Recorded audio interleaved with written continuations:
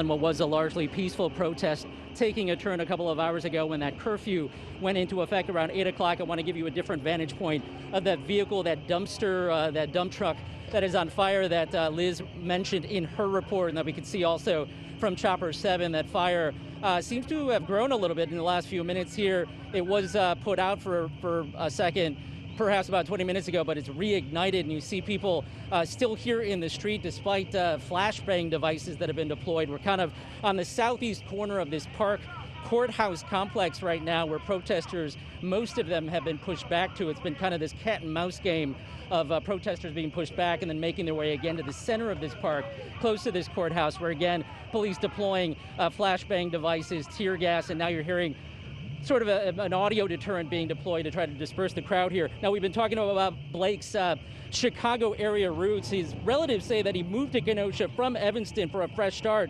just a couple of years ago, only to find himself at the center of this national debate over police use of force and racial justice. 50 miles from Jacob Blake's hometown, his name has become a rallying cry.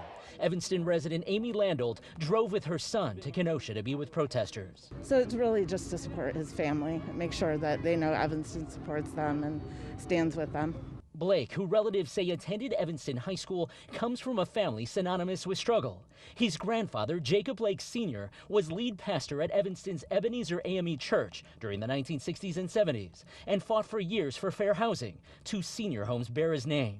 Because of the family legacy that's here in Evanston, I think it has shaken everyone just to hear this kind of news. Chicago Mayor Lori Lightfoot wrote on Twitter, "I am deeply disturbed by the video capturing part of the incident. I urge civil and criminal authorities to pursue an immediate and thorough investigation."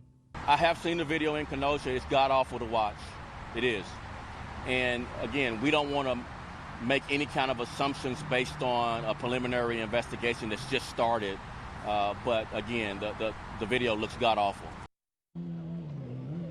Back live here in Kenosha, you see that northeast corner of this park courthouse complex. A dump truck on fire just a few seconds ago. We saw an armored vehicle pull into this area. Police fortifying their position around this courthouse, and again deploying flashbang type devices to try to disperse this crowd.